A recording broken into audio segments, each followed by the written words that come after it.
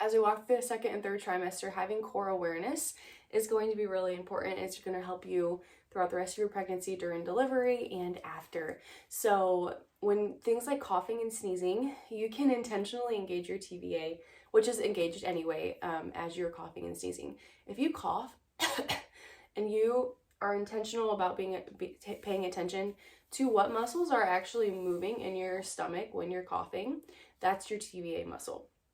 And so as you're coughing or when you sneeze, you can intentionally pull your pelvic floor up and wrap your TVA in to keep everything synergistic as those things are happening. So being aware in those spaces actually goes a really long way. I know it doesn't seem like a lot, but it really does go a long way. So you can wrap your TVA and kind of do like a little bit of a core breath as you're coughing or sneezing.